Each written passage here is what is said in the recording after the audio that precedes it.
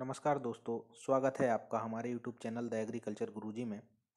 मैं रवि बघेल आज आप लोगों के लिए लेकर आया हूं मॉक टेस्ट 13 जो कि प्लांट ब्रीडिंग पर बेस्ड है। इस मॉक टेस्ट में हमने प्लांट ब्रीडिंग के कुछ क्वेश्चंस डाले हुए हैं, तो चलिए देखते हैं हम इन क्वेश्चंस में क्या क्या है। और आप सभी लोग जो NSCL, CWC और FCI की तैयारी कर रहे हैं वो लोग इन क्वेश्चनों को ज़रूर देखें और अपने अपने आंसर्स जो हैं, जितने भी मार्क्स आपके आए, 20 क्वेश्चंस हमने इसमें डाले हुए हैं, जितने भी मार्क्स आपके आए तो हमें कमेंट में ज़रूर बताएं। तो दोस्तों अभी 15-20 दिन से हमारे मॉक टेस्ट नहीं आ पाए हैं, कुछ प्रॉब्लम्स आ गई थी हमें, इसलिए हम मॉक टेस्ट अपलोड नहीं कर पाए हैं। लेकिन इतना ज़रूर कहना चाहूँगा कि मैं जो 24 मार्च को NSCL का एग्ज़ाम होने वाला है उसमें मैं आपको ज़्यादा से ज़्यादा मॉक टेस्ट प्रोवाइड करा सकूँ। तो चलिए देखते हैं वन बाय वन क्वेश्चन। तो पहला क्वेश्चन हमारे पास है, the process of bringing a wild species under human management is referred to. Option है हमारे पास acclimatization, agronomy, introduction and domestication. तो इसका आंसर जो हो जाएगा दोस्तों हमारा डोमेस्टिकेशन। इस क्वेश्चन में जो पूछना चाह रहा है वो है कि जो हमारे वाइल्ड स्पीसीज की जो शुरुआत थी उन्हें हम ह्यूमन मैनेजमेंट तक कैसे लेके आए, या फिर जो वाइल्ड स्पीसीज की शुरुआत थी वो ह्यूमन मैनेजमेंट तक कैसे आई, उस प्रोसेस को हम क्या कहते हैं, वो होता है हमारा डोमेस्टिकेशन। आगे देखते हैं। अगला क्वेश्चन हमारे पास है, Babylonians and Assyrians pollinated date palm artificially as early as. जो हमारा डेट पॉम है उसे कृत्रिम रूप से पॉलिनेटेड करते थे कौन, बेबीलोन्स और एसारेंस, तो वो कब करते थे? ऑप्शन है हमारे पास 100 BC, 100 AD, 700 BC या फिर 700 AD। तो इसका आंसर हो जाएगा दोस्तों यहाँ पर 700 BC। अगला क्वेश्चन हमारे पास है, the first artificial plant hybrid was produced by. जो हमारा पहला जो आर्टिफिशियल प्लांट संकर बनाया गया था, पहला पौध संकर जो था हमारा, वो किसके द्वारा बनाया गया था? ऑप्शन है हमारे पास कॉलड्यूटर, मेंडल, जॉन गॉस या फिर थॉमस फेयर चाइल्ड। तो इसका आंसर हो जाएगा यहाँ पर थॉमस फेयर चाइल्ड। आगे देखते हैं। The first artificial plant hybrid was produced by crossing. देखिए पहला जो हाइब्रिड बनाया गया था वो तो हमारा किसके द्वारा बनाया गया था? थॉमस फेयर चाइल्ड के द्वारा। लेकिन थॉमस फेयर चाइल्ड ने भी किस में अपना हाइब्रिड बनाया था?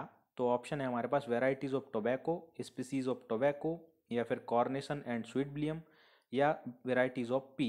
तो इसका आंसर क्या है? उन्होंने कार्नेशन और स्वीट ब्लियम का क्रॉस कराया था, जिसको कि हम फेयर चाइल्ड म्यूल्स के नाम से भी जानते हैं। अगला क्वेश्चन हमारे पास है, Thomas fair child produced the first artificial hybrid in. ये जो हाइब्रिड इन्होंने बनाया था ये कब बनाया था? तो ऑप्शन है हमारे पास 1617, 1717, 1817 या फिर 1917। तो इसका आंसर क्या हो जाएगा दोस्तों यहाँ पर 1717 में थॉमस फेयर चाइल्ड ने सबसे पहला हाइब्रिड बनाया था, जो कि आपका स्वीट ब्लियम, सॉरी, कार्नेशन और स्वीट ब्लियम के क्रॉस से बनाया गया था। अगला क्वेश्चन देखते हैं यहाँ पे। अगला क्वेश्चन हमारे पास है, stamens in flowers were described for the first time. पहली बार सबसे पहले फ्लावर्स में स्टामेन्स को किसने खोजा था? स्टामेन्स जो होते हैं दोस्तों वो हमारे नर भाग को हम स्टामेन्स कहते हैं। ऑप्शन है यहाँ पर नाइट, गॉस, कैम्ब्रेरियस या फिर ग्रीव। तो इसका आंसर आ जाएगा ग्रीव। ग्रीव ने सबसे पहले फूल में नर भाग को खोजा था। आगे देखते हैं। कैम्ब्रेरियस डिस्क्राइब्ड सेक्सुअल रिप्रोडक्शन इन। जो हमारे कैम्ब्रेरियस हैं उन्होंने सेक्सुअल रिप्रोडक्शन को सबसे पहले किस में डिस्क्राइब किया था, किस क्रॉप में डिस्क्राइब किया था? ऑप्शन है हमारे पास बार्ले, राइस, मेज या फिर व्हीट।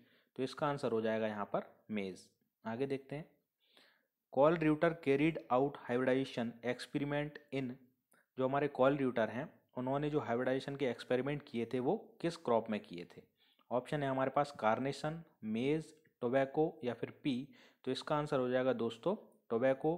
कॉल ड्यूटर ने जितने भी हाइब्रिडाइजेशन या जितने भी उनका एक्सपेरिमेंट था वो हमेशा किस पे किए थे? टोबैको पर। टोबैको पर उनको सफलता जल्दी इसलिए नहीं मिली थी क्योंकि वो क्या है, टोबैको हमारा जो है बहुत लंबी अवधि का पौधा है। जैसे कि यदि पी की बात की जाए, मटर की बात की जाए, तो वो बहुत छोटी अवधि का पौधा है, हर 6 महीने में आप उसको उगा सकते हैं। लेकिन तंबाकू के साथ ऐसा नहीं होता है और वो एक साथ कई लक्षणों को ले लेते थे, जिसके कारण उनका जो अध्ययन है वो सही से नहीं हो पाता था, एक्सपेरिमेंट सही से नहीं हो पाता था। इसलिए उनको सफलता जो है बहुत देर बाद मिली, जबकि मेंडल को सफलता बहुत ही जल्दी मिल गई थी। आगे देखते हैं। अगला क्वेश्चन हमारे पास है the first step in genetic improvement of a plant species is. जो हमारे प्लांट होते हैं, जो हमारे प्लांट की स्पीसीज होती हैं, उनमें जेनेटिक इम्प्रूवमेंट हम जो करते हैं उसकी पहली स्टेप या हमारा पहला कदम क्या होता है? ऑप्शन है यहाँ पर डोमेस्टिकेशन, जर्मप्लाज्म कलेक्शन, सिलेक्शन या फिर हाइब्रिडाइजेशन। तो सबसे पहला स्टेप जो होता है दोस्तों वो होता है हमारा डोमेस्टिकेशन। अगला क्वेश्चन हमारे पास है Knight was the first man to use artificial hybridization to develop many new varieties of. जो हमारे नाइट थे उन्होंने सबसे पहले क्या आर्टिफिशियल हाइब्रिडाइजेशन का यूज किया था, और उस आर्टिफिशियल हाइब्रिडाइजेशन में उन्होंने किसकी न्यू वेराइटीज़ को लिया था, किसकी न्यू वेराइटीज़ को डेवलप किया था? ऑप्शन है हमारे पास वेजिटेबल्स, पल्सेस, सीरियल्स या फिर फ्रूट्स। तो इसका आंसर हो जाएगा दोस्तों यहाँ पर फ्रूट्स। अगला क्वेश्चन हमारे पास है Vilmorin further develop the concept of progeny test in. जो हमारे विल्मोरन हैं उन्होंने प्रोजेनी टेस्ट का जो कंसेप्ट है वो डेवलप किया था, लेकिन उस कंसेप्ट को उन्होंने कब डेवलप किया था? तो ऑप्शन है हमारे पास 1665, 1756, 1856 या फिर 1860। तो इसका आंसर हो जाएगा दोस्तों यहाँ पर 1856। अगला क्वेश्चन हमारे पास है genetic basis of pure line theory was proposed by.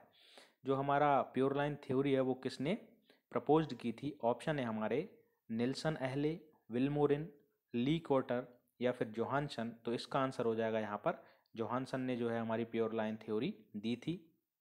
अगला क्वेश्चन हमारे पास है the pure line theory was first proposed इन।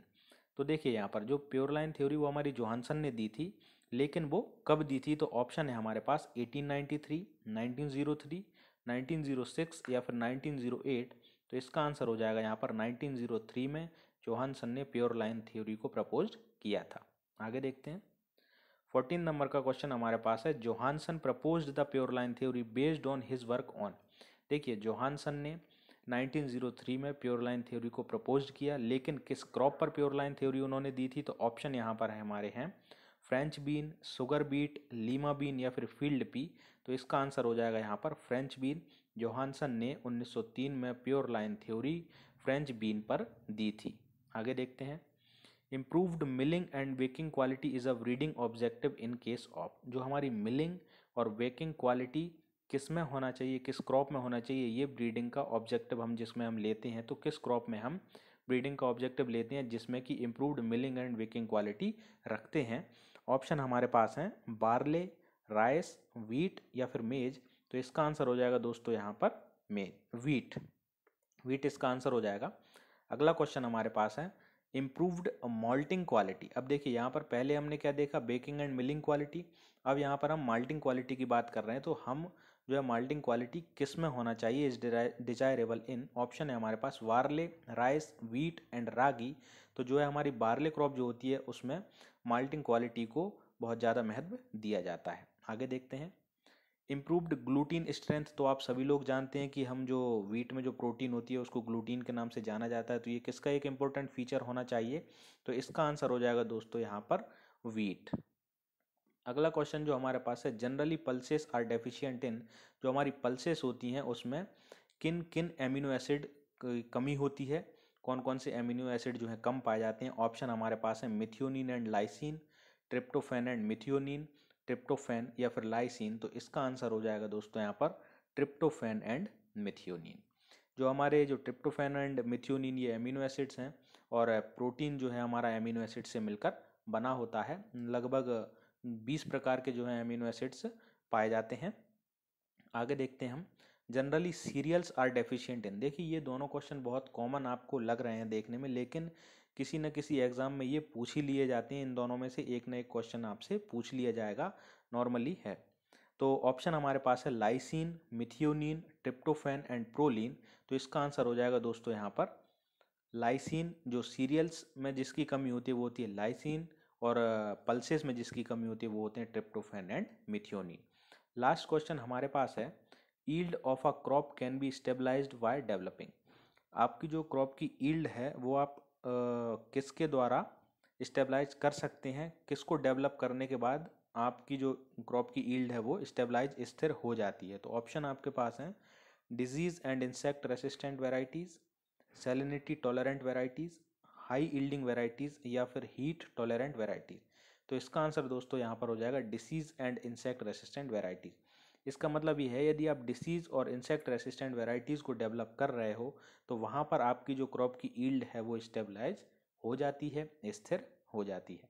तो दोस्तों आज हमने आपको ये ब्रीडिंग के 20 क्वेश्चंस दिए हैं और आने वाले मॉक टेस्ट में भी हम ब्रीडिंग के ज़्यादा से ज़्यादा क्वेश्चंस आपको सॉल्व कराएंगे, क्योंकि जब NSCL का नोटिफिकेशन हमने देखा था तो उसमें हमने देखा था कि प्लांट ब्रीडिंग जो सब्जेक्ट है वो मेन सब्जेक्ट के रूप में दिया गया था और एग्रोनॉमी है, सीड टेक्नोलॉजी है, प्लांट ब्रीडिंग, ये 3 से 4 सब्जेक्ट ही उसमें दिए गए थे। तो मैं जहाँ तक है आपको प्लांट ब्रीडिंग के ज़्यादा से ज़्यादा क्वेश्चंस मॉक टेस्ट आपको प्रोवाइड कराऊंगा। एग्रोनॉमी जो है आपका सिंपल सभी बुकों में मिल जाता है और स्टूडेंट्स जो हैं एग्रोनॉमी की तैयारी भी ज़्यादा करते हैं, क्योंकि कोई सी भी बुक यदि आप पढ़ोगे तो सबसे पहले उसमें एग्रोनॉमी ही दिया रहता है और जब हम शुरुआत से पढ़ना स्टार्ट करते हैं तो एग्रोनॉमी ही ज़्यादातर पढ़ लेते हैं। तो दोस्तों आपको ये वीडियो कैसी लगी आप हमें कमेंट में ज़रूर बताएं और आपको इस टाइप से और मॉक टेस्ट आपको यदि चाहिए हो तो कमेंट में ज़रूर लिखें कि सर और प्रोवाइड कराइए। तो ज़्यादा से ज़्यादा हो सकेगा मुझसे कि एक दिन में मैं 2 मॉक टेस्ट और ज़्यादा से ज़्यादा भी प्रोवाइड कराने की कोशिश करूँगा और क्वेश्चंस की मात्रा भी, जो क्वेश्चंस की संख्या है वो भी मैं बढ़ाने की कोशिश करूँगा। और इस वीडियो से रिलेटेड यदि आपके मन में कोई भी डाउट हो तो दोस्तों आप हमारे व्हाट्सअप नंबर 9981065547 या फिर 9753962102 पर हमें मैसेज करें, द एग्रीकल्चर गुरुजी लिखकर अपना डाउट सेंड करें। हम आपके डाउट को सॉल्व करने की पूरी कोशिश करेंगे। बहुत बहुत धन्यवाद आपका। जय हिंद, जय भारत।